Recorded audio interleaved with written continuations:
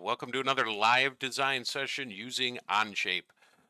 This is a series where I am sort of working through redesigning a cool little robot that my students built as their capstone assignment in our mechatronics program, and working through just some of the issues I discovered, sort of taking it out to career fairs, school outreach events, things like that, trying to make it a little more survivable.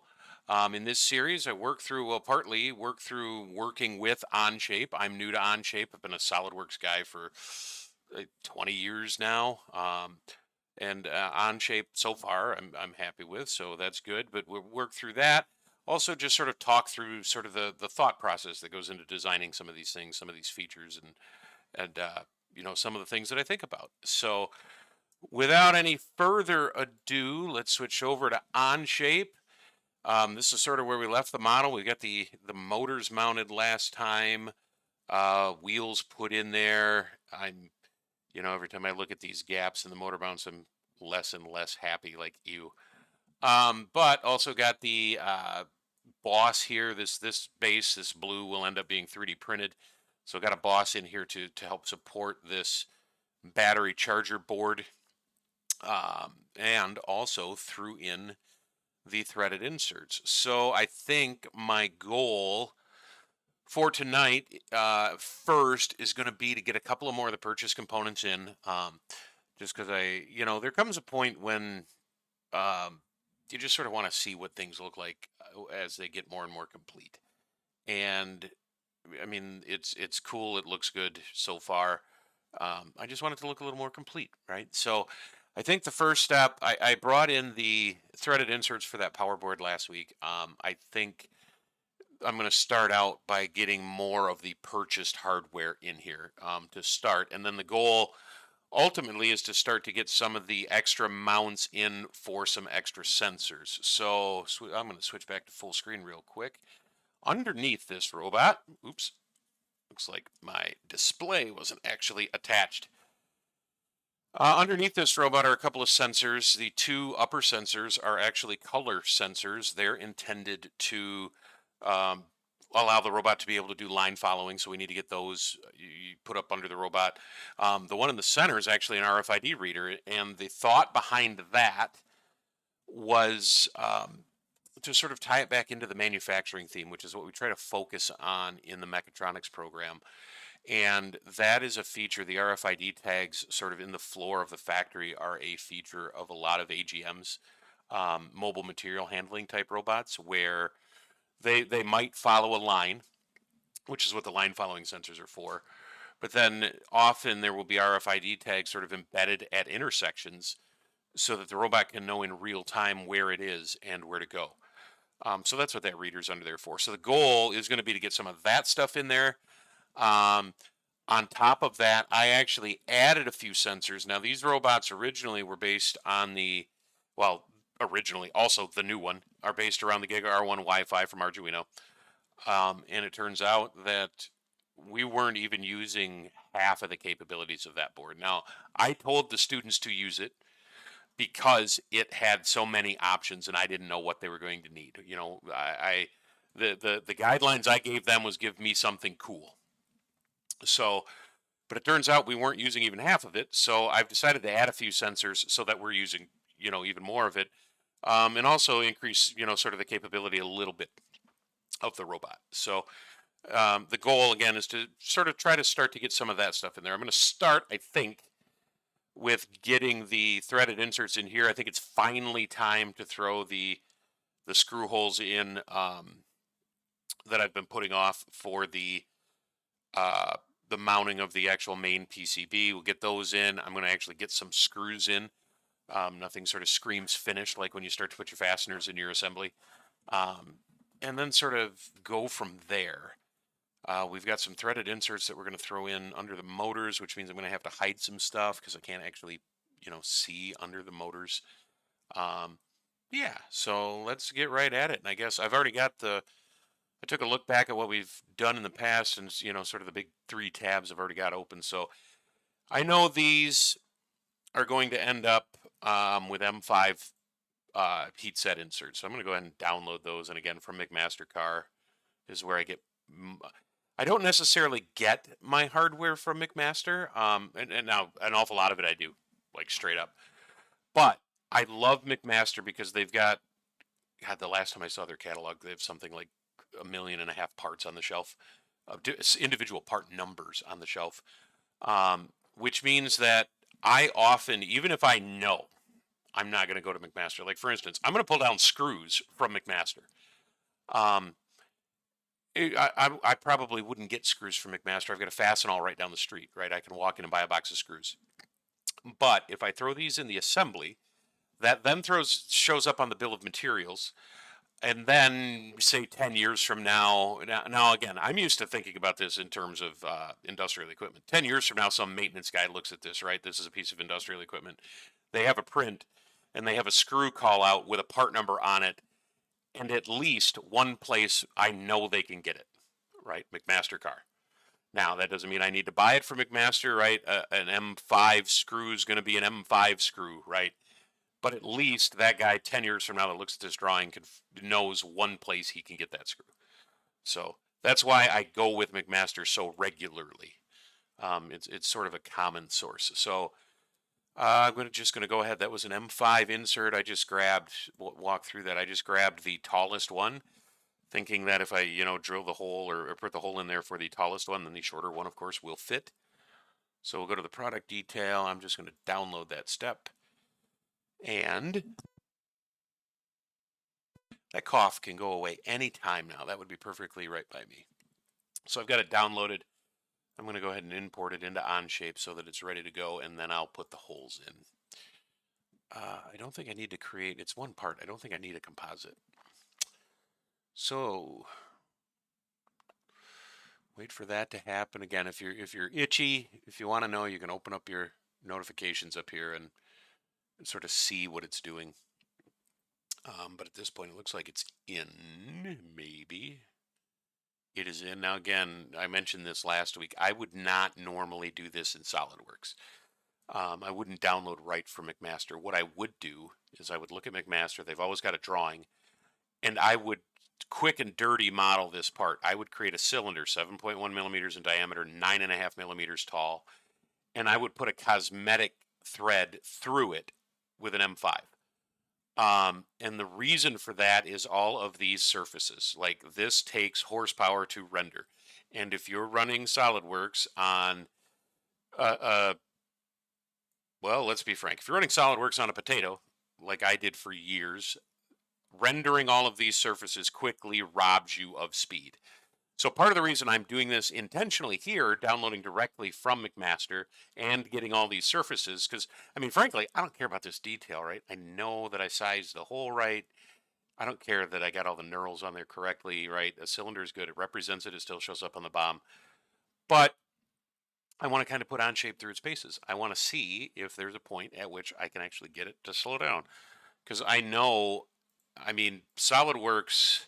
Now this desktop that I'm on now has got a pretty decent setup, so this one would probably take it. But having run SolidWorks on less than stellar laptops and things in the past, massive slowdowns even with just a few of those inserts or screws, because the screws come in the same way with all of the. I did wrong tab with all of the the threads modeled, which you don't really need for screws. I do the same thing, right? a cylinder with a head using that drawing off McMaster, get the dimensions right, and then put a cosmetic thread on it and call it a day. It takes not really much longer than it does to download the part, but it saves a lot of heartburn later as far as the slowdowns and stuff. So I'm just going to pop over to the chassis, and actually I'm going to move this tab way over because I've been importing stuff, and the chassis is really the thing we're working on. Somewhere in here, I've got a sketch with those whole layouts. There it is. I'm going to show it. Did I want to show it? Is that a thing I wanted to do? So I've noticed in Onshape that sometimes I have to be careful because if a sketch is shown, like this surface is inside, if a sketch is shown, I've noticed sometimes it wants to grab the sketch and not the surface. I want a sketch on this surface, and it did that, so it's not a thing I need to worry about right now. It's just a thing to note, right? But since I've got the holes already laid out in that sketch, like that's why I did that. That sketch was the first thing I did. All I need to do is drop in 4 points anywhere, because I'm going to constrain them to the existing holes. So boom, boom, and coincident. Boom, boom, and coincident. Boom, boom, and coincident. And one more little guy over here. Boom, boom, and coincident. All right. So I got a sketch with the 4 points. What do I need for a hole? Drill bit size F. Material thickness 10.3. Handy calculator. I don't remember. We planned ahead for this in like week 1, episode 1 of this series, but I don't remember what we planned for episode 10.3. 25.4. As I've mentioned before, I've never quite converted. 0.4. I mean, call it a ½ inch. Did I leave enough material for a ½ inch? Let's check. That's easy enough. Here.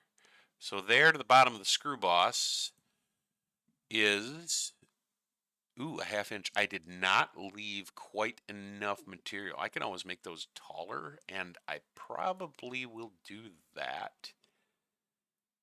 I'm not sure. I mean, they could stick out the bottom. I kind of want them captured, I think. I kind of want them captured. I don't think I like the possibility, even as thin as it is, as slim as the possibility is. I don't think I like the possibility of those falling out. So I think what I would rather do is right now make those a little thicker. And if it's it is right at a ½ inch. So I'm going to go ahead and add an 1/8 just to get a bottom. So let's go 625, or add an 1/8 to whatever that is, because I got to find it first. Where are those screw bosses? Those are the motor mounts in there. We did the screw bosses way before that. One of these. Oh, that's the main body. Where are my... All right, extrude 4. Cool. Edit, and I need to add an 1/8 of an inch. Oh, I went a ½ inch. So cool. 0.625. Easy math. I went a ½ inch in the first place. So we do that. Things are deeper. It's thinking probably because it has to recalculate all of this stuff and how it interfaces, which is fine. That is ugly. Every time I look at that, that is ugly. But that will work. Now we can grab our sketch, do the hole wizard, and it said an F drill. F, boom. And we need 0.5. And I'm going to make it flat. Now again, if this were destined to be machined, I would leave it at 118 degrees for the drill bit. But this is going to be 3D printed, so we might as well make it flat on the bottom, as it, the 3D printer is capable of that. Now, just for grins, I want to check with it transparent and see. That looks reasonable. Reasonable wall thickness. Reasonable. The wall thickness looks almost identical to what we've got on the bottom. I like it. Let's leave it. It's good. It's good. And I'm not saying, I mean, those might. Now, the reason I saved those holes for so long, by the way, is I was worried as I started to add additional sensor mounts, like things that have to go underneath, that I would get into these holes. And in the interest of starting to get some purchased parts in here, I've decided I don't care so much. And And if I have to, I could drag these way down to the bottom of any features that I add so that they show up correctly, right? If I happen to extrude something through that hole, you know, I can deal with it later. I can always move features. So good. Let's go to the assembly and get that part in there. Insert, and we need, yeah, which one was it? Now, this is the trouble because the parts are so similar. 180 is the M5. 180 is the M5. So 1, 2, 3, and 4. Okay. Those are in there. I'm going to now hide the main PCB so that I can see those holes and get these things mated. We want a Revolute. I do. I think I'm in love with the way that Onshape mates compared to SolidWorks, because to get that in the hole would take me at least 2 mates. There would be a concentric and there would be a coincident, right? Coincident with this face, concentric with the hole. To the best of my knowledge, and again, I've been using SolidWorks for a minute, they still don't have like a 1 mate screw hole, you know, where you can get something in a hole like that. With in one shot. So they're there now. At some point, they're all dropping in. At some point, see, I've had in the past issues with this mate. It's not a huge issue, but where it pops in upside down, and all of these, it just has to do, I think, with where X, Y, and Z on the model are when it comes in. A lot of times it's fine. Sometimes it's upside down. In that case, you just hit flip. It's not a huge deal. So those are in. I'm going to go ahead and show that board again. All right, so those are in. Let's get some screws. Why not? Why not get some screws? So I know those are M5s. I know I got a 1/2 inch to work with. Well, 400 thousandths. Well, what do I have for the? Let's go total. So total depth. I want to know what I got from here to here. Basically, is what I'm thinking. For screw length, right? Bottom of the screw hole to the top of that board is 563. I could go a half. A half is probably a little long. I'm going to go back out to McMaster, go to fastening. And I've been debating in my head in the meantime since the previous episode whether we go like the current model uses all socket head cap screws everywhere exclusively, which is cool. There's a couple of different sizes. You can't get around that because the purchase PCBs and things, some of them take different sizes. Fine. So there's only a couple, but I've been thinking I want to switch them over to Phillips, only because like when I'm traveling, I'm a big enough nerd that I've always got a Phillips in my bag. Like I've always got a Phillips with me. This way I got to carry like a whole set of Allen wrenches, and then not just Allen wrenches, really little metric Allen wrenches.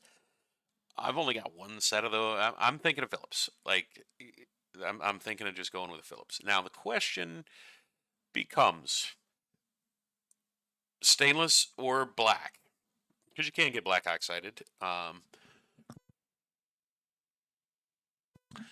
would not recommend. I would not recommend getting black oxided stainless. Those are just really, really expensive unless you need it for a good reason. And actually, 18.8 and 316 doesn't really matter either. So yeah, let's call that. I'm going to switch this over to metric to limit my options. I want an M5. M5, and my 400 thousandths was 10.3 millimeters. So, and the board was what? Well, I've got a 1/2 inch I can play with. Right? What I really want to know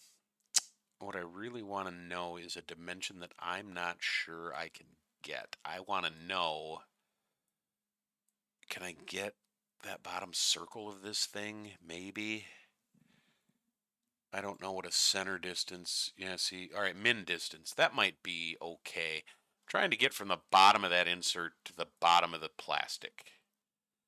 And if I go min distance, that's pretty close. I mean, that's pretty close. 132. So we got a half. It wasn't a half. It was, I think, 563. 563 from here now to the bottom. So 563 less. Get just that spiral that I had before. I want that lowest spiral, that guy. So 563 minus 132. 563 minus 132. 431 and 25.4. Almost 11 millimeters. So 10 is actually not a bad call. So we go 10 millimeter length. So again, stainless and black, probably not a great. I don't. I mean, all right. So there's the difference, right? $8 for regular stainless, 50 of them. $13 for 25 black oxided stainless. Notice the quantity is half. That means this is not just more expensive; it's way more expensive. So unless you really need black oxide and stainless, kind of recommend sticking with stainless. So that's the part number we want. I'm going to go ahead and download this. Now I'm intentionally. What board is that? Which this guy up here, the big board. That is a new and fancy custom PCB. Where are we on the other prototype? Designed just for this project. So one of the things that I found when taking these around that I didn't expect, like the whole theme of this has been that these things are abused. They are abused, and they are abused heavily. So not just mechanically am I looking to get a little more tough, because you can tell things have fallen apart. And actually, this is the good one. This is the solid one. Let me hop back to the big screen while we're talking about this. Hi there. Hi, big screen. This is more like what most of them look like, with brackets hanging off and wires coming loose, because these events are way more violent on these types of devices than I expected. So to prevent sort of the wires coming loose, it's a custom PCB, and that was done in. I didn't go through this in a video, partly because I'm not an electrical engineer and I didn't want to embarrass myself. I didn't want to embarrass myself with my lack of like letting an actual electrical engineer look at these. But oh, I don't actually have it on this. I thought I imported it to this PC. I don't have it on this PC. It's on my work laptop, but it's a custom PCB. Electrically, it is the same as this guy.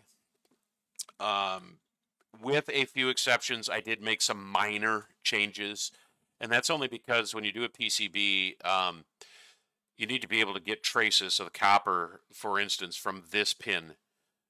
If I were to, this is where the motor driver goes. If I were to wire to this pin to one of the motor drivers, I got to figure out how to get it up and through here. But then if I go here, then I don't have enough room to get another one, and I got to get it through this gap because I can't go through here because there's copper. So it has to do with PCB traces. The electrical differences have to do with PCB traces. So for instance, the motor driver originally, I think, was wired down here on the Arduino. It is now wired, well, through the PCB straight across to these pins. So those are the only electrical differences between the original and the PCB version. And then the stuff I added just goes to new pins that weren't being used before. So, and we'll get there. But everything else, yeah, everything else lines up. It's like I said, electrically the same. The PCB also incorporates a fuse. Did I design it? Yes, I did.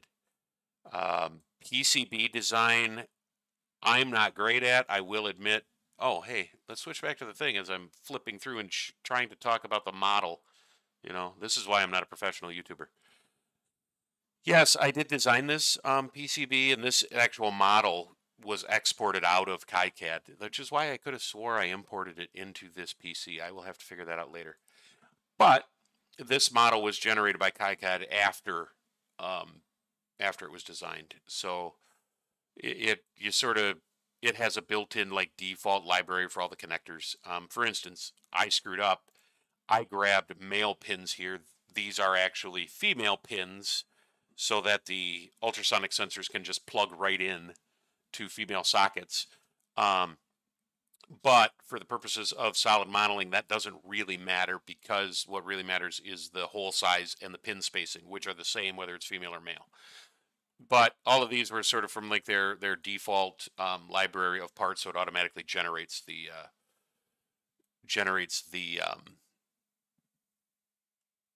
solid model. The previous board, clip into it. Yes, and actually I've already got it imported. It is just not in this project, I believe.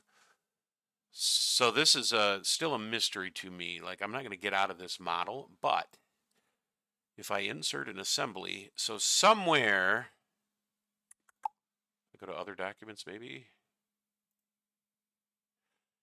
Was it this? If I will get out of it. So somewhere, this I still don't quite understand. Like, this Giga R1 Wi-Fi right here, tab does not exist. That's what I'm getting at. It doesn't exist. So, I mean, the model's here because I brought it in before, like, fine, it's happy, but it's not actually in this Stinger document, which is still, sort of confusing me. So, this is our PC. Yeah, it's not actually in here. So the question now, can I, so it's not there. PCB, that's the power board. That's the thing. I'm not actually sure where it is because it doesn't actually live. Oh, hey, look at that. I could just get standard bolts without downloading. I might do this. I might just decide to use their standard. In fact, I might do that just to put it through its paces because I like standard content. But yeah, so yes, it does. Actually, I do have. Oh, that's Adafruit. I'm not sure where I downloaded this model from. I'm also not sure why it has an error. What is this? Oh, something in here. Something in here you don't like? Faulty topology? Eh. That's probably just a bad face. Sometimes when you import step files, you get like gaps in faces or something. So I'm not too worried about that. The question, like I said, I keep getting distracted is I have no idea where these actually live. Like, there's a folder here. Not sure. Can I share it? No, that's to go to other people. Not actually sure where it is so that I can actually use it in this project. I mean, can I drag? Let me drag? No, I don't want to add. That's going to add a whole new document, right? I'm still learning the sort of layouts, and to be, like I said, to be perfectly honest, I have no idea where the actual imported board is. It is there. It just plugs right in. Did I have one free? I don't know that I had. Yes, I did. So we'll go back to the big screen. If I can't do it digitally yet, I will figure out how to get that model in there. I'll just do it for real. So we have, custom PCB with male headers, Arduino with female headers, line up with the camera, and doing it with a cheap webcam. Again, not professional YouTuber. There's a lot of pins to line up, but once it's lined up, we just give her a push and she's,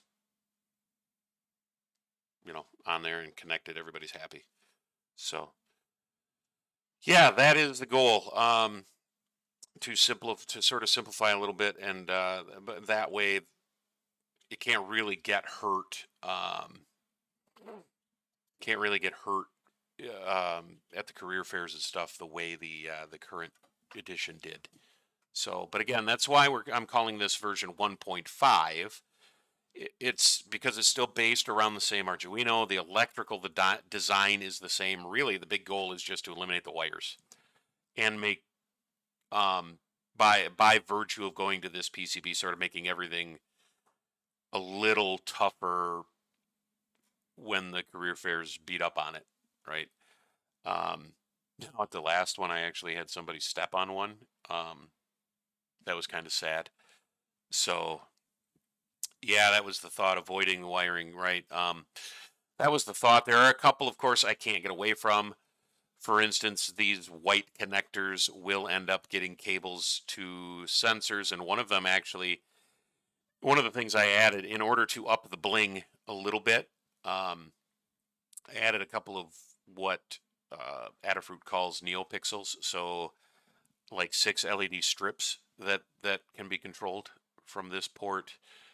So these will get wires. The motors have wires, and then the RFID sensor underneath will get wires. And I think that's it.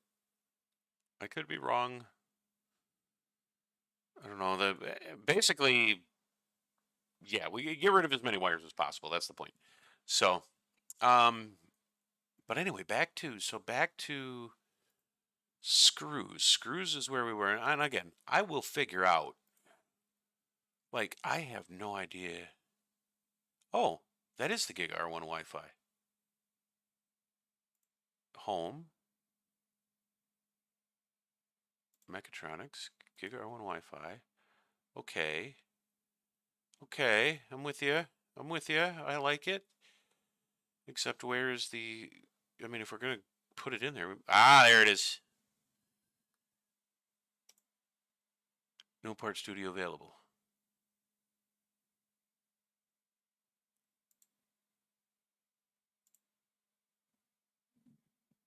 Huh? Why are you gray? Ah! So, I may end up deleting this. I may end up deleting this because the last time I brought this model in to play around is when Onshape got really laggy all at once. So we're going to try it, because at the time I also I realized I didn't have hardware acceleration on. So, like, spinning was painful. I didn't have hardware acceleration on because it gave me some issues in another website that I use a lot. So temporarily I decided to live with those issues and just suffer through it, because with hardware acceleration I haven't experienced any slowdown. Like, this kind of spinning was not possible the last time I brought this model into a bigger assembly. So, well, since we're on the purchased component kick now, the one thing I don't like, it didn't come in with the headers.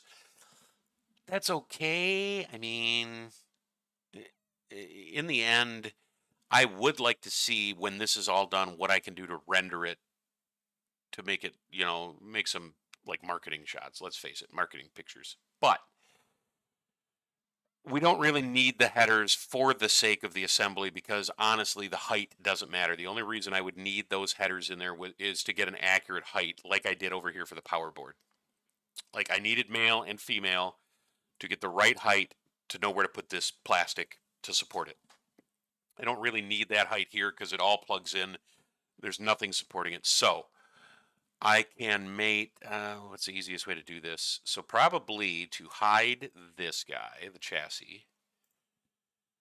Yeah, that's good. That's enough. So I'm going to do a planar mate with this surface. Now the board goes upside down, so this is actually up. With this surface, and just to get close, it's not going to be perfect, I'm going to mate it to the top of the pins. And I'm going to flip. Oop.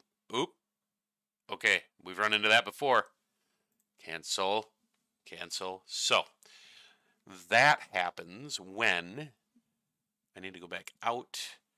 We need to group those parts together. So I noticed this in Onshape, where SolidWorks would treat that as fixed unless you explicitly tell it a part can move in a subassembly. SolidWorks treats it as fixed. Onshape does not. Everything in a subassembly floats by default. So we need to fix something. I'm just going to fix the PCB.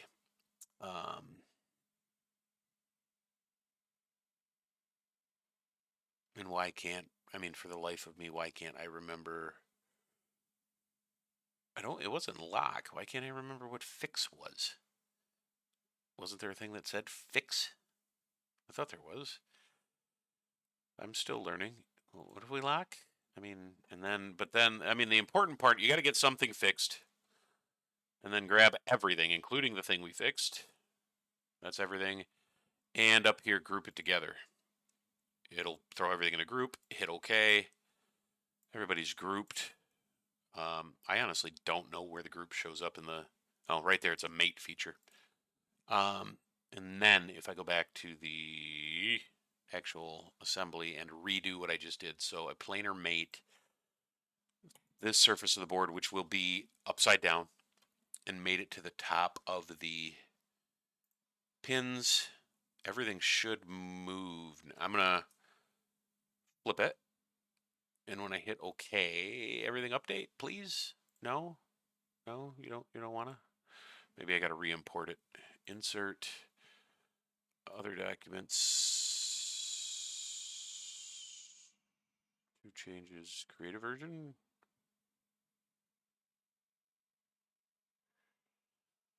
I don't really want to do that. Why are you? Again, I'm still trying to figure out exactly where this part is. So 2 changes since the last version, right? I grouped and I made it. Or grouped and I fixed, right? That's like literally all I did. What if I just grab that? So it was under assemblies. Maybe that was the trick. Planar mate. Know what I want to do. The key is just getting the software to do it. That did not do. Did I not edit maybe I didn't edit the right model? Maybe. Let's pop back out and figure it out. I really, now that you've asked, like this is your fault. Now that you've asked, I really want that in there. So that is an assembly. Like it is an assembly, right? It is called PCB. Right here, PCB inside Gig R1 Wi-Fi step. Everything is grouped. Versioned assembly from other document. That I don't quite understand. Locked at current position. That I'm pretty sure that's all I did for the other imports, right? Here, let's open up like this guy. Is that what I did here? No, I was able to fix it. Part is fixed, not locked. That might be the problem. Not locked. I was able to fix that. So why won't you let me? I may have to read. I mean, let's face it. I may have to take a minute, find this model, and re-download it. But let's see if I can avoid it. So I just delete it. I don't want to delete the part. Don't want to delete the part. Unlock. I don't understand. Why can't I fix you? There's no fix up here in the mates.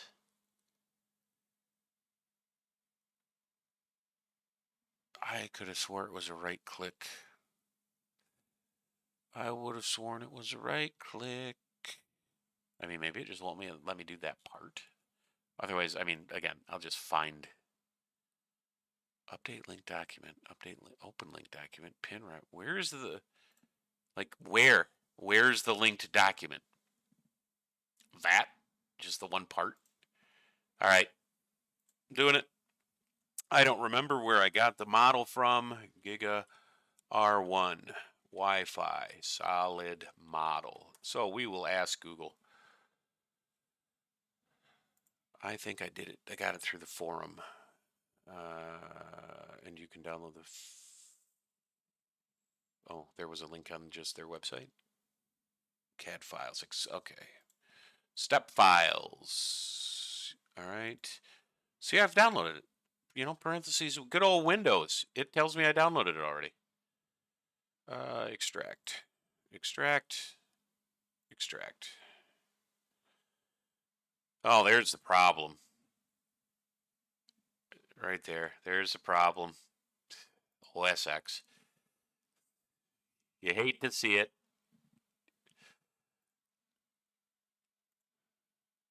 May or may not be a Mac guy in the chat.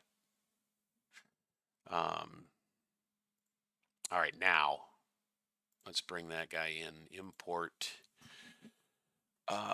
We'll re-bring him in separately now. I am going to click this create composite again. I still don't understand exactly what this does.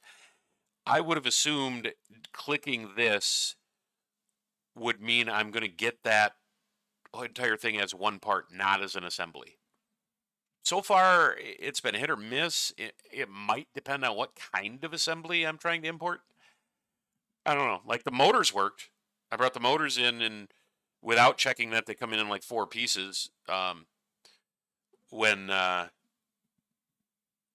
do check that, they come in as a single part. So I don't know. Did it import? What are we doing?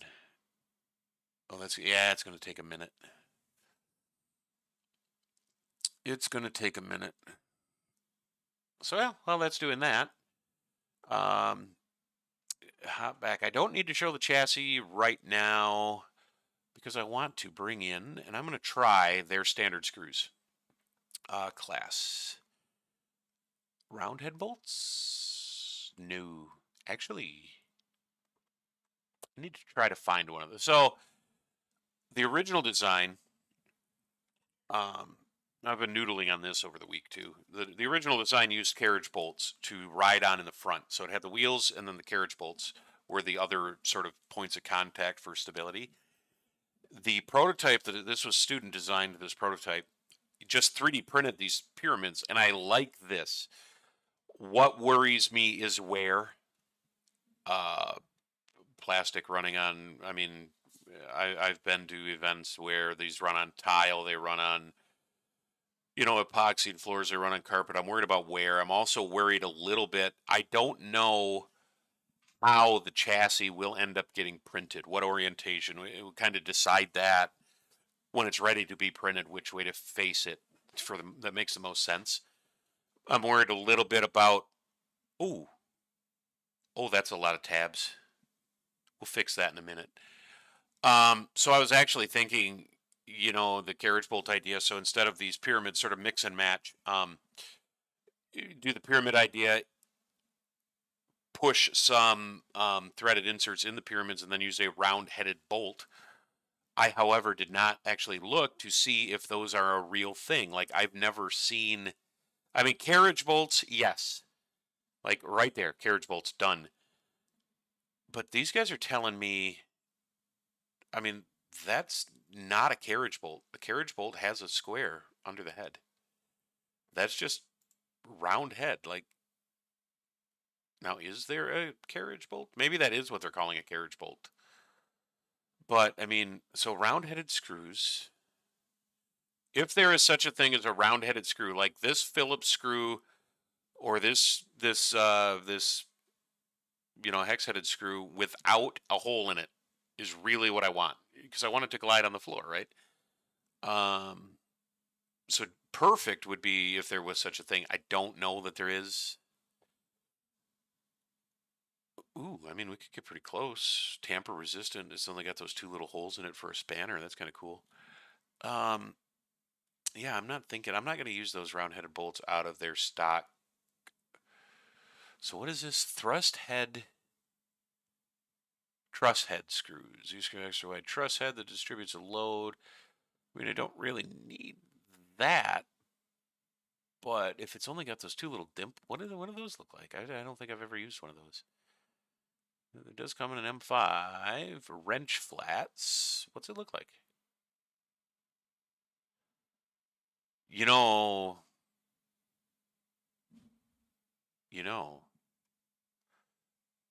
Gonna be a minute before I get there, right? I gotta add in features, all kinds of features before I get ready for these kinds of feet in the front. But that might not be a terrible idea. Yeah, $11 each for an M5 screw. Yeah, no. Look, I work for a college. Colleges are not exactly known for we kind of go all out and make sure we buy the best of the best a lot of times. Look, I'm still an engineer and I'm too cheap for that. So that idea is gone. And carriage bolts, like I said, I don't know if I'm And maybe I'm missing it. Am I missing something? Like, I don't want to use a screw nail, mostly because you have to kind of hammer them in. We could probably press them in, but then they can't be replaced. They kind of destroy the material. Threaded is better. A screw is better. I'm not seeing anything with just a round head. A carriage bolt is probably as close as you're going to get, and they all have that square, which I am okay with. What I'm not okay with, they don't seem to be available in metric. Metric? Anything? Anybody? Apparently the metric world does not like the idea of carriage bolts. Oh, M5, there we go. And I'll probably use smaller. I don't need an M5, but um, anyway, they're available. So probably stick with that idea. Stick something like this where when we get there, we model a platform, a pyramid, something for the insert to go into, and then thread one of these guys in there for wear, and call it a day. But for these round head bolts component, what do you got? Nothing? Nothing? Class? Nothing? Let's close that because you're not being very nice to me right now. Standard content. Why are we being so slow?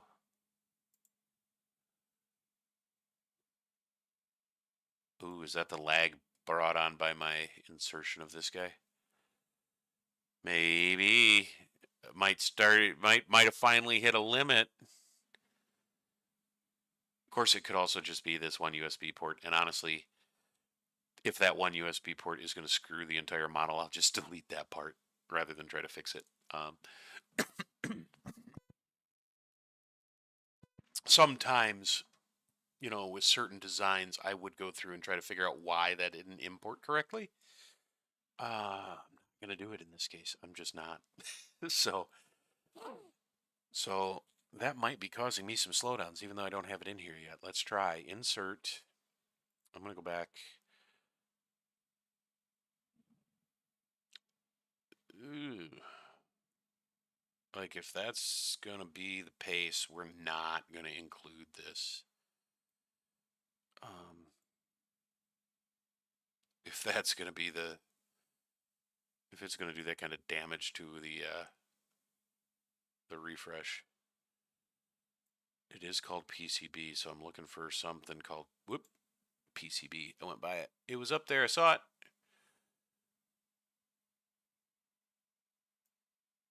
Anybody else? Yeah, they model. See, it's whoever created that step file. So if I open one of these, like, there's no reason this should be an assembly. Like, it's one part, and when the step came in, it did it as an assembly. And I'm not convinced that that's not why it's slowing down so much. Because those should just be individual parts. There's no reason that needs to be an assembly. But, I mean, it kind of is what it is. Let's either that or it just brought in like 100 parts and it just needs to figure out how to generate these previews, and that's what's slowing me down. And tomorrow it'll be fine. Might be worth a shot. Come on, you can do it. You can do it. I promise. I have clicked. This is by far the worst slowdown I have ever seen in Onshape.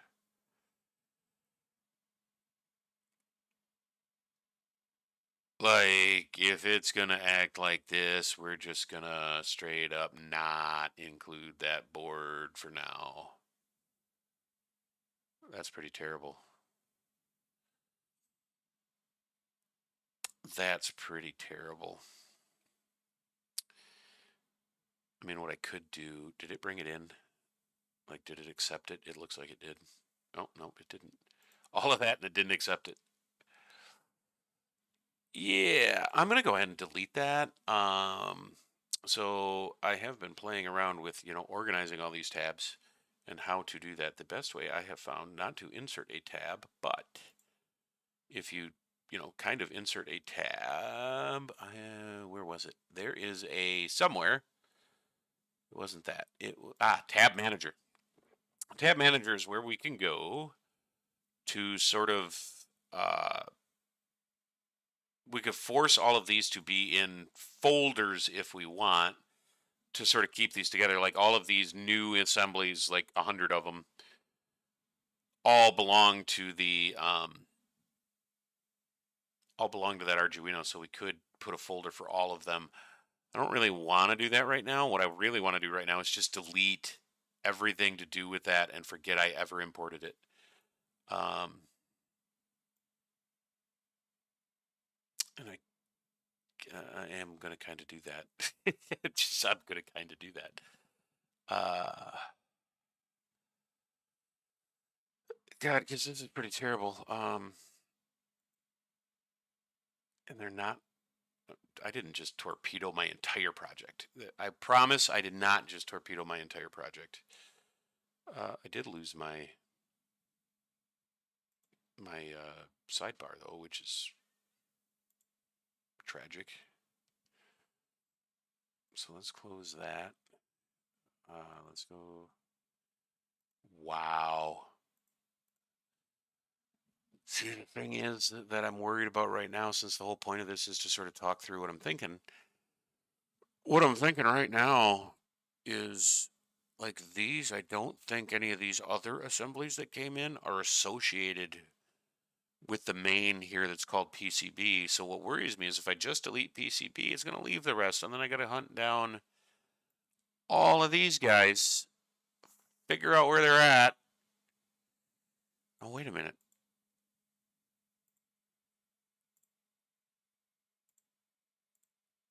Oh, wait a minute. Did it double dip? I see parts here.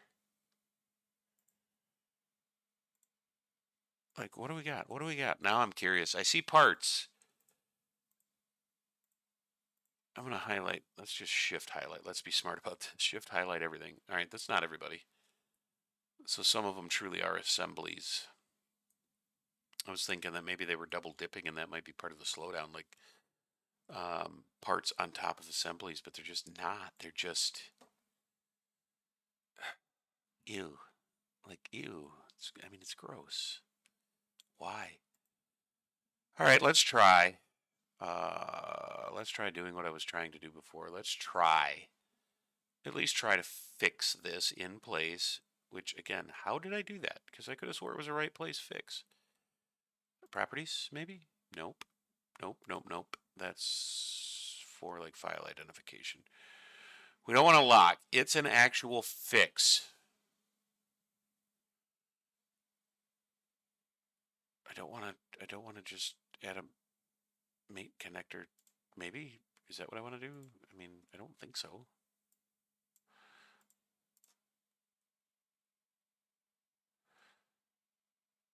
I could have swore it was just a right-click option to fix that guy in place. Maybe a right-click the part in the window?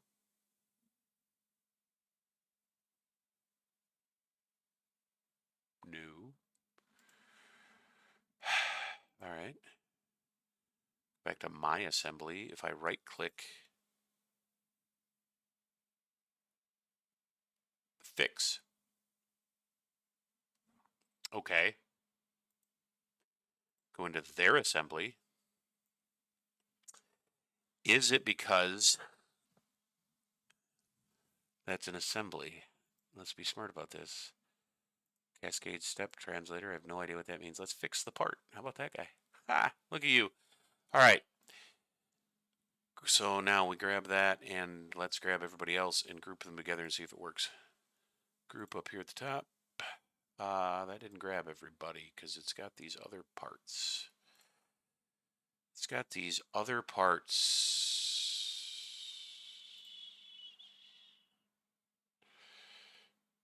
All right, that's all that's in that subassembly. Grab that part, grab them all. Grab them all and group. Close that, please. I want to make sure it's clean. As clean as it can be, and hopefully it doesn't bog us down. If it bogs us down, I will have to hunt down and delete group. everybody. Thank you. Group 1, everybody's there. Don't need that mate connector. We will delete that. Now, let us bring this in and see. Assemblies. It is just called PCB. Well, at least I'm scrolling faster. All right, drop that in. Except, I mean, it's spinning. Like I said, the first time I tried to bring that in, it wasn't even spinning. So maybe, I mean, it might just be having trouble just with like the file setup of all of those things behind the scenes. So let's try the planer again. Planer mate, top surface of that board, top of the pins. Hey, everything moves. So the group worked at least. Now we need to be upside down. We'll just flip it. And to align it, I'm just going to grab some pinholes. Even though there's no connectors in here, I can still align. No, I don't want to do planer though. Planer would be bad. I don't want revolute either. I need a slider, I think. Because it's going to be, slider allows axial displacement. So that pin that I grabbed is, this is the hard part about upside down design. That is why the custom circuit board you asked about took me 4 orders to get it right. Forgetting that certain pins needed to be inverted because they were upside down. Also, another reason why I didn't stream and or make a video on said circuit board design, because, you know, then it's out there in the public. EEs can laugh at me. We don't want that. So there, I grab this circle. Got to get way in tight on it. Grab that circle. It should pop back up as soon as I accept. It does. We still want a slider and grab, why not the op? I like when I'm mating circles like this or mating holes like this to mate opposite, even though this is software and it doesn't really matter. I still like to mate. It's just a thing I do. You know, opposite corners. So if I accept that, that was apparently the wrong hole. Question mark. Let's get rid of that. Delete. If I should be able to swing this guy. I should be able to swing. Should be able to swing. Oh, slider does not allow rotation. Well, crap. We'll have to, well, let's try a revolute. I mean, that's kind of what I wanted to do. I wanted to revolve, but instead of grabbing just the circle, I want to make sure I got the whole cylinder, I think. So if I grab the circle that sort of defines the cylinder on either plane, I think it's going to want to make it coincident as well, and that I don't want. So let's accept that. Okay, it does not like revolute. You can tell that right away. It went red. What else we got? Pin. Cylindrical. Cylindrical, even more gooder. Here, I got 1 cylinder.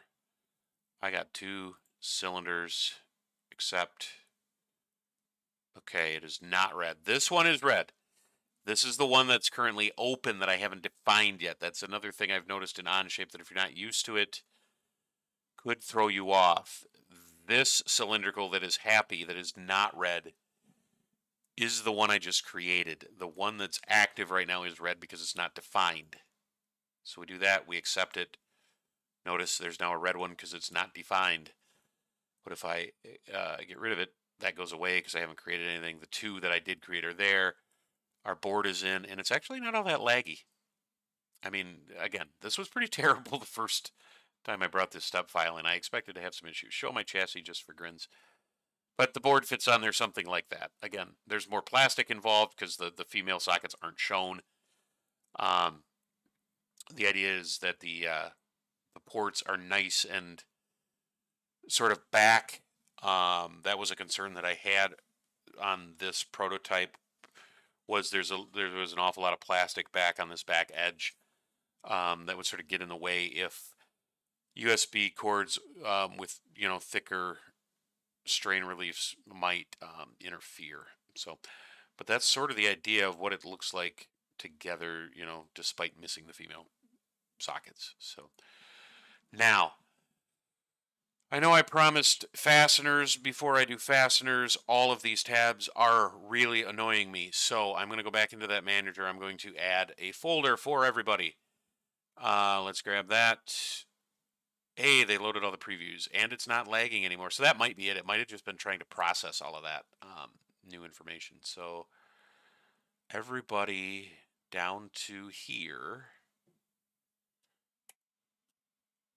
And is that it? That looks like it. So got it all. Add selection to folder. And new folder, that is the Giga R1 Wi-Fi.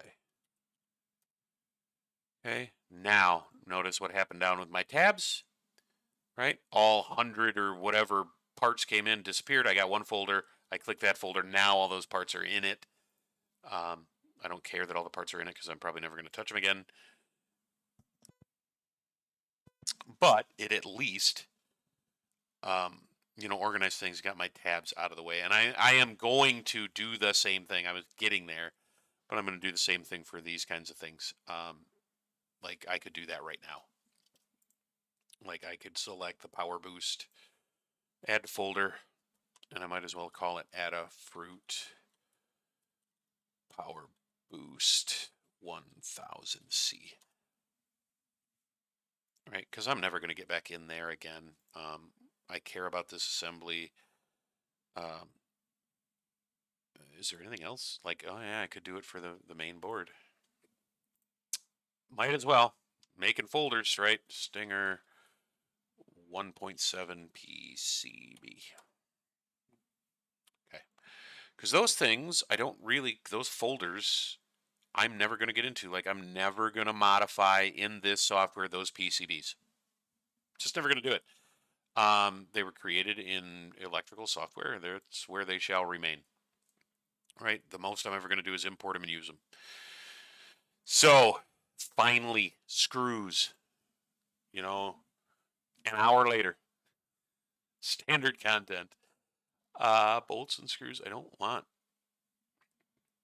Really, I mean, our round head, is that really what they're going to call? Thin neck, ribbed neck, short square neck. Okay. That's a carriage bolt. Okay. Set screws, slotted. Hex socket, square head. I mean, I guess I got the time. If you've got the time, we could just look through these and see machine screws. Hex head, oval, pan head. Probably. I dig it. I don't want ANSI though. I want ISO. Probably. Oh, SolidWorks does the same thing. Completely resets where you were. So, slotted set screws, slotted. I don't cross reset. That's what I'm on. Maybe I don't want ISO. I mean, I'm used to just, ANSI and metric, but because I think that's what SolidWorks calls it. I'm pretty sure. So let's go back and see if I go into metric and grab one of these, it is a pan. Well, I know I need an M2 at some point. I just want to see if there's anything on this, anything in here that might give me an idea. Okay, so it is DIN. Specifications met. DIN. Oh, that's Rojas. DIN. Rojas is the whole lead-free initiative. So, DIN. Bolts and screws, right? Yes, bolts and screws. Self-tapping set screws. I don't like any of that.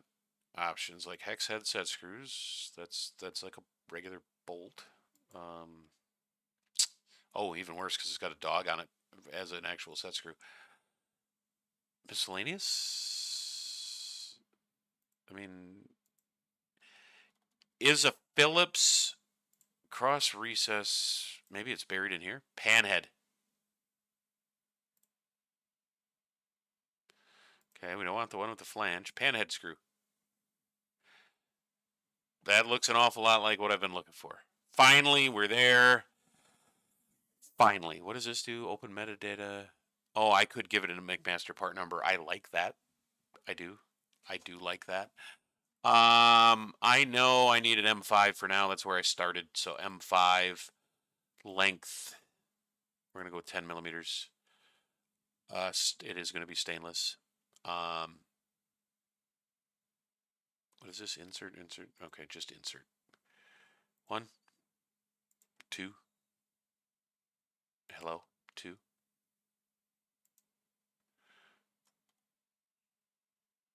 1, 2. Why did it gave me 3? 1, 2, 3. I'm gonna go ahead and delete those. It won't let me with this open. I'm gonna go ahead and redo that because clearly I screwed something up. That's my fault. Insert and drag to snap. Insert. Okay. Insert. And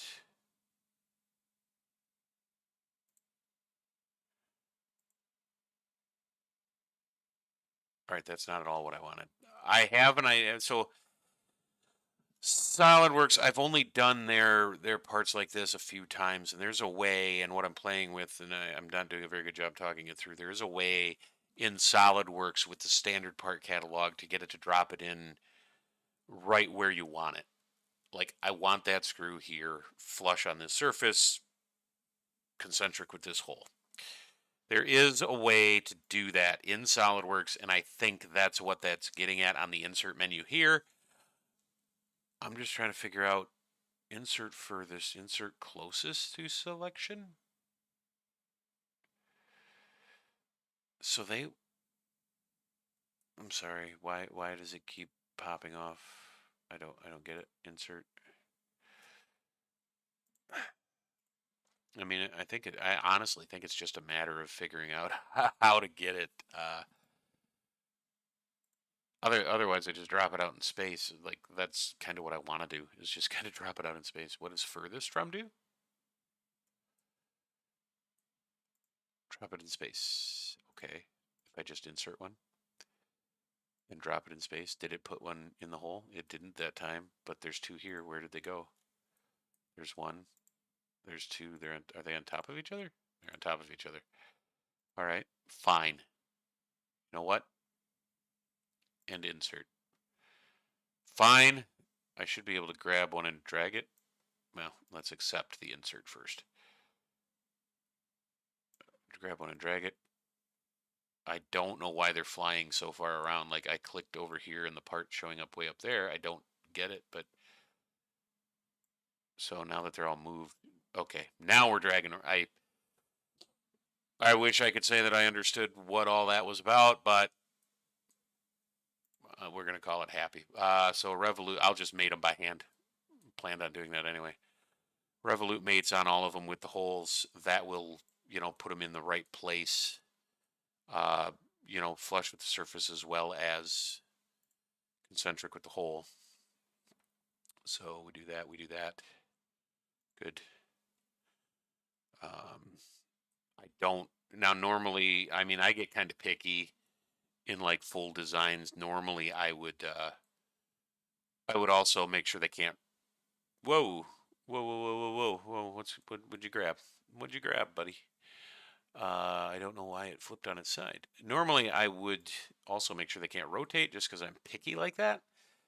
But honestly, I see the mate connector thingy. I'm still getting used to the mate connector idea. This thing I've got kind of highlighted that no matter how far I zoom, it stays the same size. That has to do with how it actually orients the part that you're trying to mate. I'm still getting used to that idea in here, in Onshape. But I need to make sure that mate connector here is flat. The way I had it, there we go. The way I had it, and we're clear of everybody, right? Like, that's another concern. Yes, because again, we will be taller. So that little bit of interference would be a problem. I mean, maybe this isn't the most accurate model in the world. Actually, pretty close. I mean, I'm looking at this guy and it's fairly square there. So, but again, there are female pin headers which are going to raise that thing up. So it sits. Grab my handy dandy calipers. That part roughly sits. That's a headphone jack, because apparently this thing can also connect to a speaker, which I didn't do, but would be kind of cool to play with. Give it some sound. Almost exactly 275. So 275 off the board is where it actually sits. And if I actually measure that, come on, measure that. What do you tell me? I don't want area. Why are you measuring area?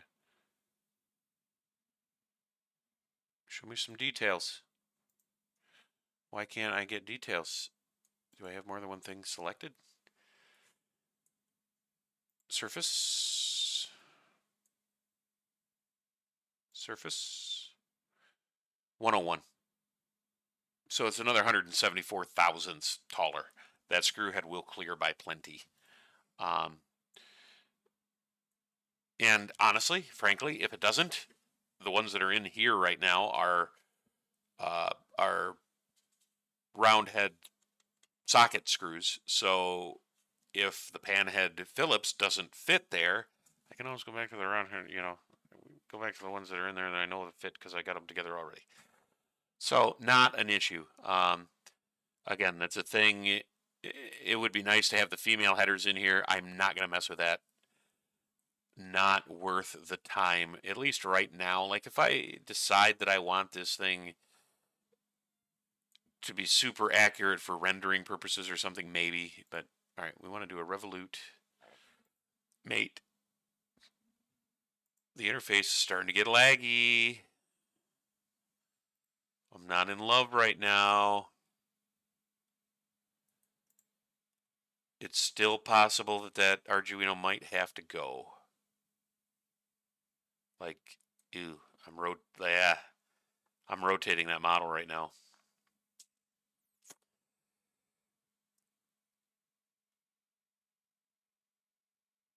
Or is it just not happy because I selected something on it? I don't know. It was doing awesome there for a minute. This is the kind of slowdown I was seeing the first time. Oh, and I see a little loading here. You got to give me some help, like some guidance as to what is actually causing a slowdown. That would be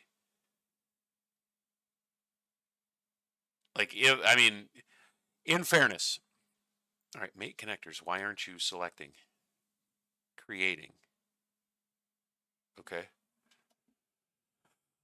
In fairness, if the step file sucks that I just imported from Arduino, which is possible, that's not Onshape's fault. And I mean, they're doing about all they can to tell me that it sucks. That one part in it is still red.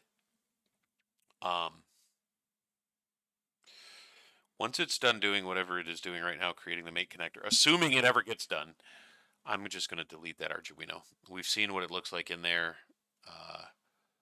I'll delete it and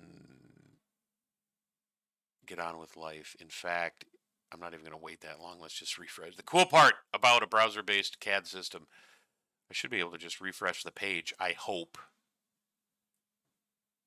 What if I... Ooh. That really broke it. Let's go nuts. Let's go nuts and just go back to Onshape and log it in, and let's see. Stinger 1.5. All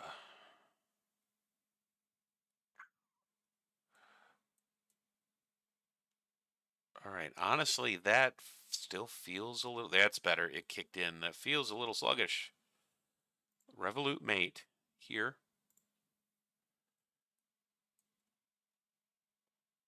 I'll leave that Arduino in there as long as I can, but I'm not going to let it like drag down the stability of the whole project. That is not a thing I'm willing to do.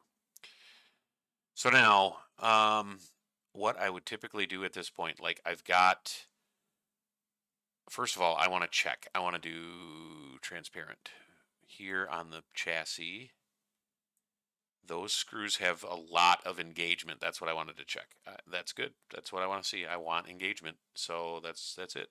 Get rid of the transparency. So now I'm going to take that main board. Well, first I need to know which. So is these 4 inserts. Got to remember, don't hit control. Right? Onshape does not like control click. Just click. Like, select everything you want. Just click. Okay. All of that I am going to add to a folder. Main PCB. Okay. Now everything involved in the main PCB are in that folder, right? I can do the same thing here with the power boost, and those are the wheels, not the wheels. Well, I want to put screws in here first. Let's put the screws in. Why not? Those were, make this a little wider. 59A120 for McMaster. So let's go back to heat set inserts, and we want the straight ones. We want metric, and those were 120.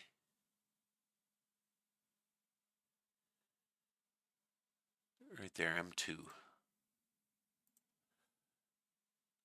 Okay, so M2. So we need an M2 screw. I'm going to open another McMaster tab. Put this back because I'm picky about my tab layout. Go back to this. Oh, I don't need to go back to the screws. Because I'm using the standard. I just need standard M2 screws. Standard content. We're going to stick with Phillips. I need M2. Depth. Depth is a question. What is it? Here to here. So 261.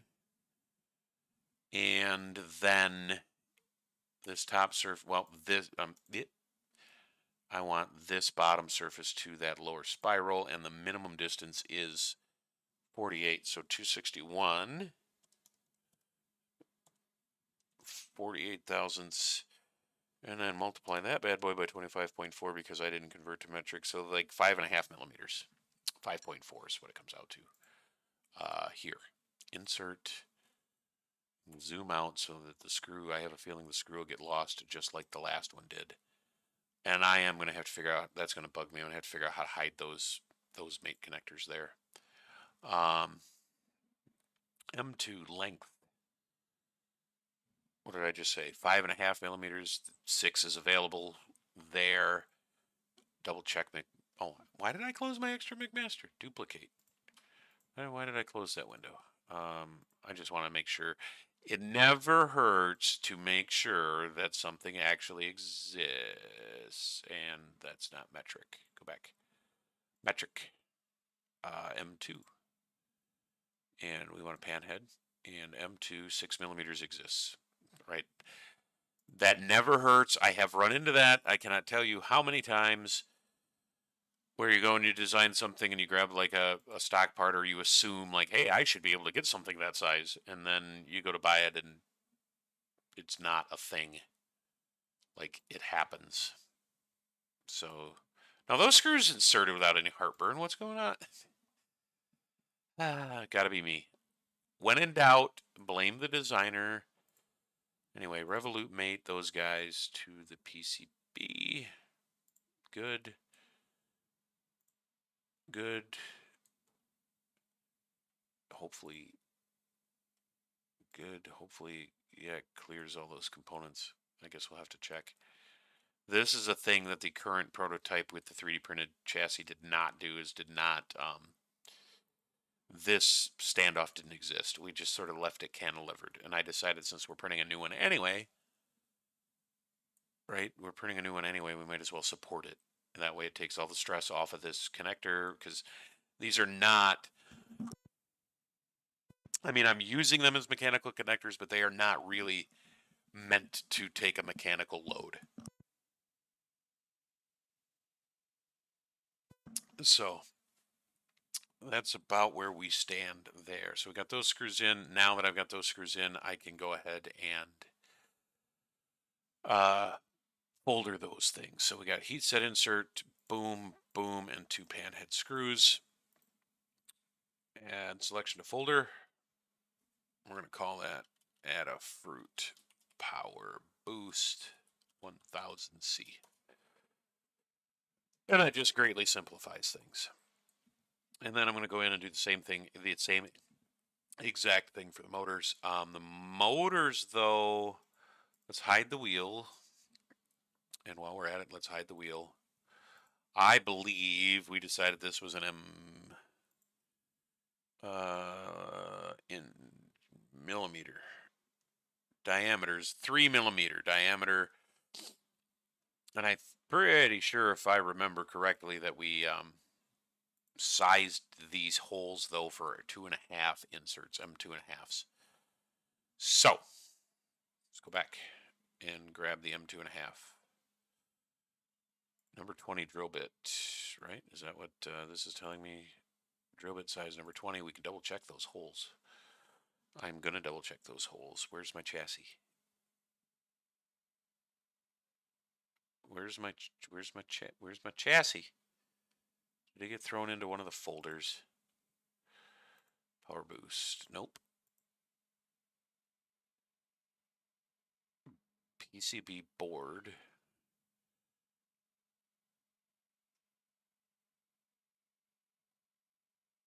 Where's my chassis? Oh, it did. Pull that out of the folder. So it's got its own tab. Okay. And then pull it back up to the front and go there. So those holes, if I check 161, I'm not that good in my head. I don't know okay, that is a number 20. I'm not that good in my head that I have, the number sized memorized. So it is a number 20, so it is that M2.5 insert. I don't think I downloaded this yet, so let's download it. And that's 439. We need to import the part. Downloads 439. Import it. I don't think I need to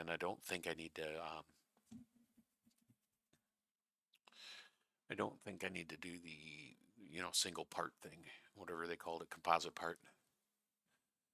Give it a second to think. Parts have failed to be input. See, that's going to be, that right there is probably the hang up. Like, it just doesn't like that step file. I'm going to leave it in there as long as I can, and I'm pretty positive if something goes wrong, I can save the project just by deleting that assembly. So we want to hide that and hide the other motor.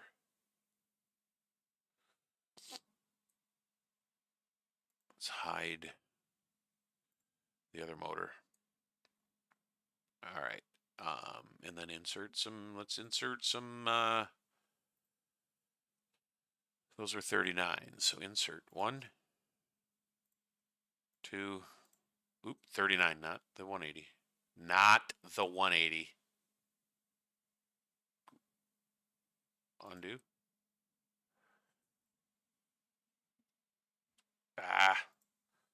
It said undo to remove instance. So like 39. 39. Now, if I screw that up, if I click this and I don't actually want one, I can't just escape. Escape doesn't work oh, it does work to deselect. Okay. Cool. All right. And then I'm doing it. I mean, I don't have to. I'm doing it separately on purpose because I know that I'm going to want to put these in a folder, and I want to keep straight whether they are I want to keep straight whether they're left or right, because I'll do a left folder and a right folder. Maybe even a subfolder. I mean, maybe I'll get completely nuts and just do like motors and then left and right inside there. It'll be a party. But you notice this is where they're coming in. They came in upside down, so I had to flip those mates, which is, pretty standard procedure. It happens a lot. It happens in SolidWorks all the time. Everybody's happy. It's a thing. It's not, like I said, so far, I have not run into a single thing in Onshape here that just makes me scream, you know, you suck, right? Everything so far, it's done everything I've asked it to do in mostly the same way I would ask SolidWorks to do it. Um, some things like the floating assemblies, like that they're not locked down. I read some forum posts and things, and I mean, I don't personally get it, but according to the forum posts, that's a conscious decision to float those assemblies for reasons. And again, I don't fully understand them. I'm sure the reasons exist, but I'm not blaming anybody for that. I mean, it's a thing. So, all right, show the motors. Show the motors.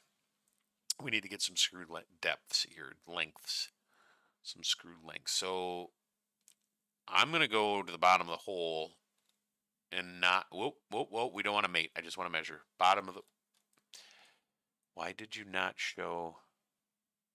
Why did you hide? I want you shown. I want you shown. Everything's deselected now. I didn't have a mate selected, did I? Anyway, bottom of the hole to top of the motor. I'm not going to worry about subtracting that spiral. I'm going to get close to what it actually is and just shoot from there for the length of the screw. 1.032. And again, I don't think in metric, so we're going to 25.4 that bad boy. It helps though if you go the right direction. 26.2 millimeters might be a stretch. That might be a stretch for an M2.5 screw. Let's hope for an inch long. Let's see what we got. Standard content. M2.5. I really want an M3 in there. I mean, these are the motors. What I'm struggling with is, well, we do have. So again, I should be thinking about my thought process, and I need to stop interrupting myself when talking about my thought process, because like that's the entire point of why we are here, or why I'm here. I mean, you guys could be here for any reason. I don't know. Leave it in the chat. Leave a comment. Why are you here? The thought I'm having is I want as much screw there as possible because these motors are motors. They are the torque. They gotta be able to eat the force. Like there's no other load in this entire thing. Like realistically, these screws, they're just making sure this thing doesn't go anywhere. Like it's incidental movement, right? These motors are actually eating torque. So I want as much meat there as possible. That's why I'm hemming and hawing and going back and forth in my head about the M2.5 versus M3. I don't like the fact that is exactly a 3mm hole in a solid model, and I'm going to try to put a 3mm bolt through it. I do not like that configuration. Whoa! Apparently I left this robot on? I did. I turned it on. Flashing red at me. I don't know. I don't remember what red means. That's not good because lots of things are touching where lots of things shouldn't be touching. Ooh. I'm going to have to look that up because, yeah. The one good Arduino I have is now flashing a red emergency light. Nice. Nice. Ah, lovely. Anyway, we needed something like 26mm. Looks like the most they have is 25. Again, it never hurts to double check. Let's go to McMaster. And we don't want an M2 anymore. I want an M2.5. M2.5. This category 25, 20, 25, 30. So I could get longer, but I can't fit a 30. It's only 26. So 25 is the guy. We'll go with 25. And again, I'm going to drop 3 in and then 3 because I want to be able to separate which side's which. So 1. And again, these are inserting. It's just that first group that didn't like me for reasons. So I'm going to do 3 and 3. Revolute mate. Same process, just stick them in the holes. Okay. And again, there's probably a lot of, well, not a lot, a fair bit a scotch, and that should be fine because this motor is designed to be proud of that surface. So from this direction, looks like you might be getting into plastic, but remember we're in 3D here, so we're always outside of that surface of the plastic. So that's a thing that happens. Ooh, almost screwed it up. I am going to throw this one over here though. We need different lengths because the ears, those other mounting points on the back of the motor or the back of the gearbox here, are way shorter. Almost screwed that up. So I'm going to go ahead and drop that other screw in now, I guess, and change my mind as far as, 3 and 3, because it's not 3 and 3. We want to revolute, and then I'll have to look and see what length we need for that guy. There, and we're in the hole. Good. Now, I do want to see, quick, before I do that, I want to transparent that guy. I just want to see the slop. Yeah, that's not a lot. I mean, yeah, we're okay. Especially, like, I'd be a little more worried. The whole reason it's nested in plastic is to let the 3D print eat all the torque. Like, that's why it's supported. So in theory, just like with the PCBs, these screws should just be there to keep it sort of against the plastic. The plastic should eat most of the torque. So I'm okay with that. Let's measure again, here to here. 381, and again, convert, because, I'm an idiot. 9.6. So what do you want to do for that? Insert, what do you got? What do you got? Length. I cannot go with a 10. I don't have 10 millimeters, so it's got to be an 8. And I'm going to go ahead and trust it this time because it didn't let me down either the other 2 times. So there's one. There's one. Good. Let's revolute those guys in place here and here. Here. I'm not nuts about that idea. Like, common fasteners on this thing would be a goal, but it's probably a goal I just can't get to. I would like to figure out how to hide these individual. Like, can I do that? Can I hide? Yes, I can, but I got to do it all individually. That's kind of gross. Can I expand all these guys and do all of this and select them all? No. Oh, that's because I got Revolute. We don't want to do that. Let's try it when I don't have the wrong thing selected. What if I select all these and hide? Hey, okay, I'll do the same thing with those other screws later. Cool. Learning experience with Onshape. That's the other part of why I'm here. Again, no idea why you're here. I mean, I'm just babbling at this point. So we've got. Let's try to find those inserts first. So the second 3 inserts are this motor, though that, then the screws, that screw, skip 2 should be that screw. Nope, this screw, that screw, and this motor, and this wheel. I'm going to group it all together in a folder. Not grouped. Different things, add it to a folder. And this is the left, we'll call it left motor. Okay. And then the same thing, motor, wheel. And then I should just be able to shift all of that. So Onshape likes shift select. It does not care for control. And we'll add all that to a folder. Add selection to folder. And that is the right motor. And then I'm going to go into those and unhide my wheels because I can show. And left motor. Show. Now, this should let me drag them because I kind of want them together. Yes, okay. I was going to say, I mean, that's a thing that's done in SolidWorks a lot, and it should allow me, because order of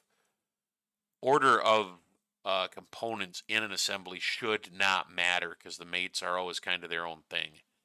Order of features in a model, absolutely. In a part, absolutely. Order of parts in a assembly, not so much.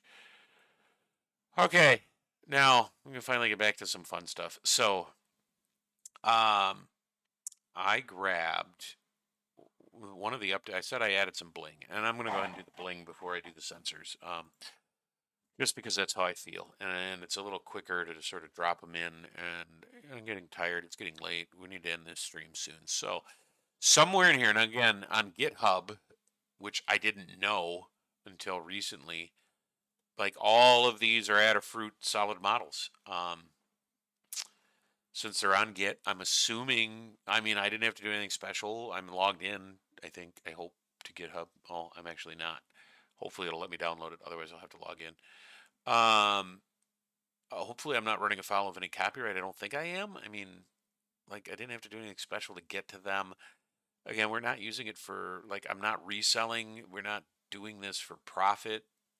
Even these videos are just out there to I mean primarily to entertain. Let's face it. If you learn something, it is entirely by accident. Um, but anyway, so what I added, I'm going to find it on Adafruit first. So I've got the part number. I added what they call a NeoPixel. And crap, now I wish I had them. I mean, I've already ordered them. They're sitting on my desk. I do believe I ordered a stick of 6, not 8. So that's why I don't remember what the part number was, and I don't want to go digging for the invoice. I want to say it was 6, though. It could have been 8. Could have been 8. I mean, in fact, it's kind of looking like it was 8. Like, let's go back to page 1. Maybe that was it. 8 by 50. That, I mean, that looks similar without actually having it in my hand. I'm not sure, but so a little bling, right? I ordered 2, and I ordered 2 because they can be daisy chained. So that one port on that custom PCB will allow me to control both of these. Now, the thing I don't quite understand, and this I think I talked about last week, or maybe even the week before, was they're driving these off of just a digital output. So see, DIN, right? That's coming from the Arduino. It's just a digital. It's not on a communications channel. And somewhere in this description, library, NeoPixel library, right? I suspect they're writing their own sort of communication protocol using one wire. That's not unheard of. It happens. Why am I blanking? IO-Link in the industrial world is a one-wire communications protocol, and I think that's what they're doing here because these LEDs, like if you look at the little image, they're individually addressable. Like turn number 3, this color of teal, right? They're individually addressable with a digital output, which means they gotta be. Oh, they even soldered 2 of them together here, like directly. That's not the plan. The plan is to daisy chain them with wires. That's not a terrible idea though. Like nah, stick to the plan. Stick to the plan. Stick to the plan. Anyway, the reason I did this, besides just adding bling, so these, I'm going to turn this one back on and see if it still flashes red. By the way, you can also comment. Anybody know why, an Arduino would be sort of flashing an emergency red light? I've never seen one flash like that. Hopefully that's not like it's cooked because this display board was just kind of sitting on that, and God knows what was bridged when that happened. Oops. Careful with your power, kids. Careful with your power, especially with the exposed backside of circuit boards. Anyway, this guy, pretty sure that's it since I don't see a 6. It must have been the 8. And there's going to be 2 of them. The reason I picked it and added it in the first place was just to, frankly, add lights. Like that's it. There was no further thought. The students, so these robots, part of their job was to replace the Ozobot. And if you've never seen an Ozobot, and specifically the Evo, these little guys, I'm not going to stick around here because again, I don't want to run afoul of copyright, even though this is free. It's not monetized, none of that good stuff. And I'm just simply talking about the inspiration. So these little guys are about the size of a golf ball. These black dots are ultrasonic sensors. It's got it on all four corners. It's packed with LEDs. Two little wheels, again, golf ball size. Underneath, it's got color sensors for line following. That's what the picture's showing. And it can also interpret color codes as instructions. That was the inspiration for the Stinger robot.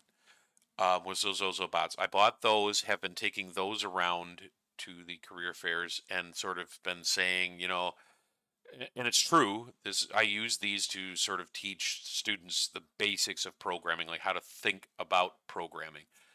It's nice because they use the Blockly programming language or a version of it, so we can think about how to program, like in terms of what loops are, if then statements, conditionals, that kind of thing, without getting bogged down by the language itself, because Blockly is so simple. So I've been saying that, like, we use these to teach students how to program, right? Kind of got tired of saying that, like, I bought these and I use these, right? Much cooler to say, hey, students built these, right? This is what our students build, right? Oh, by the way, they also learned to program on them, but they built them. Thing is, as cool as I think it is that students built these, the students that actually come to those career fairs are far more attracted to the little Ozobots. And frankly, I think a big part of it is because they're lit up so bright with LEDs. So, a very long-winded story to say I'm adding LEDs strictly to attract people. Bling it out, and I think being bright and shiny will get people's attention, or at least help. So, that is all. That is all. But anyway, it was this guy that I grabbed, part number 1426, up here in the U. So they don't always. Oh, it's right there too. The product ID for it. So in the CAD library, and I forgot that fast. That's why I keep a notepad next to me for measurements. 1426 in their CAD library. Let's see if there's I know whichever one I bought was there because, again, on my work laptop I already downloaded it, and it's there, 14. So we need the step file, and we're going to download that guy, and we're going to import that guy. Import. Now, if I remember right, I am going to create a composite because, again, eventually one of those is going to come into a single part, not an assembly, and I'm going to be happy. So I'm going to continue to do it, but it has been imported right there. And it did come in as a single part. It didn't bring any of its appearances, I don't think. Like, the one I imported on my work laptop came in pretty with all the screen printing and stuff, but this works. I mean, it's dimensionally accurate. In fairness, the one that I imported before also didn't come with these actual squares on it. It was just a bare PCB with screen printing. So dimensionally, this is probably better. Anyway, it's in there. I'm just going to move it to the back. Well, not all the way back, but I can move it back because I'm never going to touch it. Again, it's an import. So for now, and this will probably be the last thing. I'm not going to play around too much with the mounting. I'm debating, like, when I tried to design this chassis before, like I mentioned, I tried to design it sort of the way that this prototype was originally designed, and the way I would design like a part to be machined, where I start with a block the size of what I need to start to carve into it. This one I wanted to intentionally approach making it as small as possible and adding on only where I needed to add on, because we can get away with more creative stuff than with 3D printing than we can with machining, right? So that was the intentional approach, was to add on. And the original model, though, what I had done was sort of mounted them in the front, sort of like headlights. And I'm almost thinking now, looking at this guy, now wire routing is going to be an issue, and we'll deal with that later, because they will need to be wired together. They plug in both to this same port, which is wired to a digital input, or digital output rather, or through the, traced through the PCB to a digital output. I'm almost thinking of putting them on these wings that I had to add for the motors. Like, give those things that I hate a reason to exist. So I want to put them there and see if they'll fit. Current document, and let's go. oh, it would be under composite part. I forget that's a thing. 1426. And I will double check the actual part I ordered when I get back to the office and make sure that this is the correct part. But for now, I want to see if they'll fit. And right now I can tell you they'll fit. Ooh, except as I think about that, no, they won't, because we are as thin, ladies and gentlemen, as we can be on purpose with that top surface here. And that is not going to leave us any room whatsoever for screw inserts. What size are those? Hello? What is zebra stripes?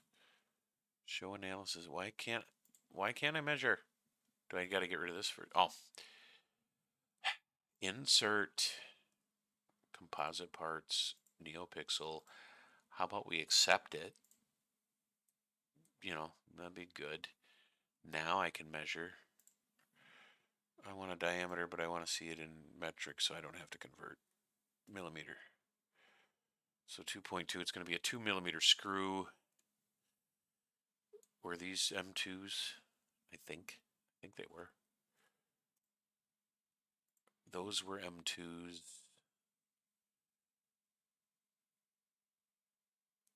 So the 120 at McMaster, let's go.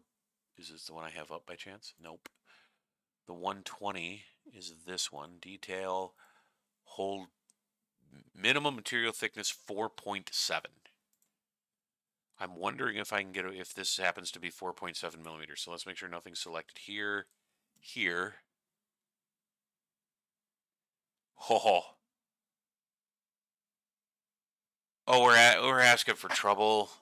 Though it technically sounds like it would fit without encroaching on our motor. I need 4.7 millimeters. This is 4.8 thick. Ooh.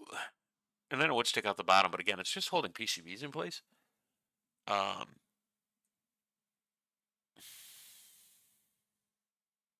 Anyhow, let's do it. Why not? What do we got to lose? Yeah. That would sort of make things nice and clean. I'd have to look at the physical ones, or at least the picture on Adafruit, to see sort of. So I want to know in relation to these screw holes. This is going to be the key. I cannot just mount this flush. Like I'm going to put it there now with a planer mate, but I can't just mount it flush like I just did. And where to go? Can't go flush like that because I got to get wires under it. And if I run it, I'm also going to do a parallel to get it sort of oriented in at least something resembling what I'm thinking. So parallel that way. So I will have to verify, and we can't just mount it like this flush because there need to be wires soldered on the back. It's going to actually look a lot like this picture on Adafruit's website, right? We got solder blobs here, except in my case, I'm going to use wires, right? I'm going to run from one side of the robot to the other with a wire, which I'll have to figure out how to hide. So we got to get wires in it. So we can't just go flush. We got to have a pocket.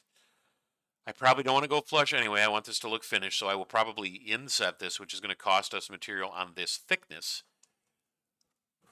Why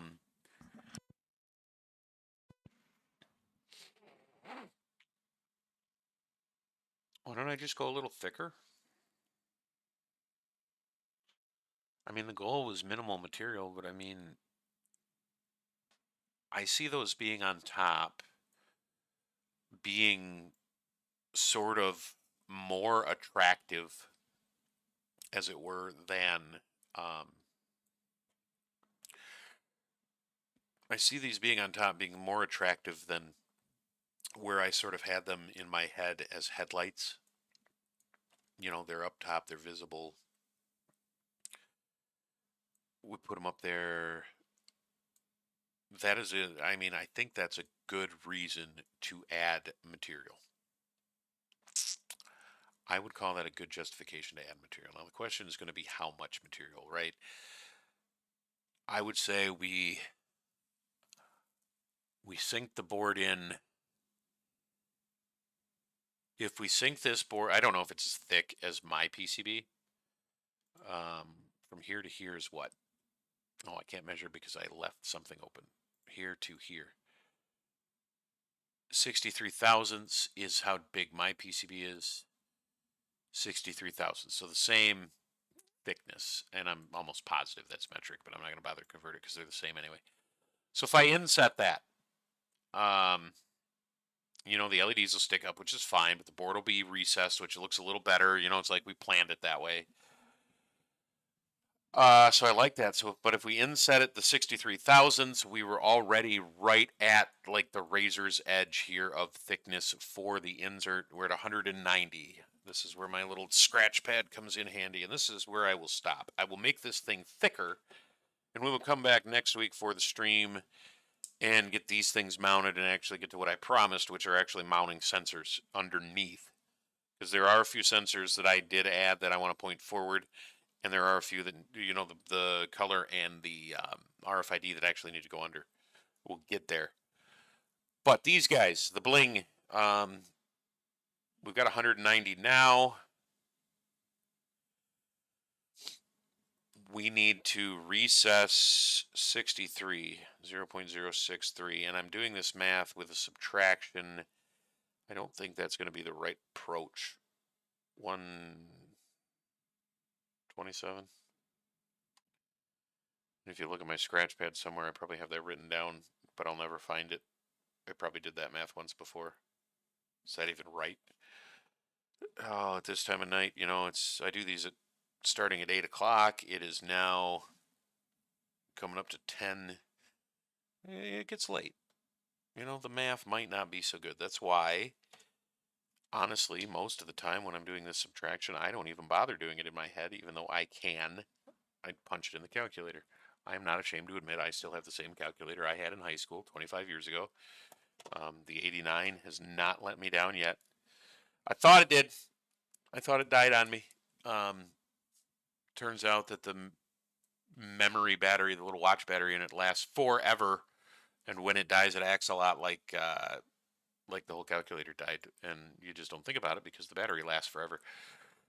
Anyway, so we got to have we down to 127 thousandths. Now, if I convert that back to our, and since we're adding, I might as well add enough to make a bottom so that I make sure I don't encroach on the motors, right? I want to make sure I don't encroach on the motors. I need 4.7 millimeters. 4.7, 25.4. Helps if you divide, go the right direction. 185 thou is what I gotta have. Now, I want at least 1/8 of an inch. Do I need 1/8 of an inch bottom? How thick did I go for the, let's check. Let's check the chassis. How thick did I go with these recesses for the, so I went 30 thousandths. I need 30 thousandths, right? I got to have 185 for the hole. I'm going to add 15. I got to have 185 minimum for the insert. I'm going to add 15 because that's minimum, right? So 200 and then 30. So I'm at 230. I need 63 to recess the board, and I'm adding all this up. I'm at 293. I'm going to call it 300 thousandths. Total thickness should allow me to get everybody in there. 200 thousandths total thickness, and that, which extrusion is that? Probably the very first one, right? If I edit. Oh, it was only 100 thou short. Wow. Or 10 thou even. So I need 200 to get there is what I'm currently calculating. Everybody else should be okay because everybody else was referenced off of that top surface. Nothing else should be affected. That's the key to remember. Like, We did all this work. We referenced things off of the right features so that later on I could make a change like that without hurting anybody. Now, I'm not going to take the time in this episode to perfectly mount that PCB. What I'm going to do, though, is I am going to sketch a cut, and I'm going to drop a hole in it at the right depth. I just want to make sure that the math I just did is correct. So literally, that's all I'm doing. I'm just sketching. I'm going to cut, extrude, remove material. 63 thousandths is, or no, it wasn't. Yes, it was 63 thousandths is the board. And then on that surface, I'm going to sketch. I'm just going to drop a point. Again, no dimensions. I'm not actually mounting that PCB yet. I just want to make sure that when I put this in there, so what did I say? I needed 185. I need 200 deep for the, oh no. I needed 300. This extrude, I know, see, this is why I double checked. I changed this to 200. It needed to be 300. 0.3. Okay. This is why we double check things. It's easier to double check now than it is to fix it later.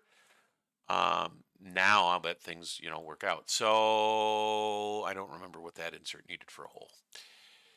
A number 30 drill bit. And I said I wanted to go 200 thousandths deep. That's the depth. It was just me making it up. So a number 30 drill. We're not changing diameter. We're changing depth. 0.2 deep. And we're going to make it flat. Good, good. All right, the hole's in there. Let's transparent this bad boy. Make transparent. So we got bottom. We won't encroach on the motor no matter where I land. Right? No matter where this actually goes, I won't encroach on the motor. That PCB will be nice and inset. We'll come back. I will mount these first thing next week in next week's stream. I will mount these LEDs and get on with the creation of sensor mounts because we got a lot more. And before I do that and forget, I'm just going to delete this, knowing that we have verified our new thickness. So yeah, we got a little meteor. That's not all bad. I mean, it is also possible, like these walls were only, I think, 1/8 of an inch thick. It's possible that we need to make a lot of things thicker. That was always a possibility. So the key, though, if you're following along, and frankly, I don't know why you would be, following along step by step.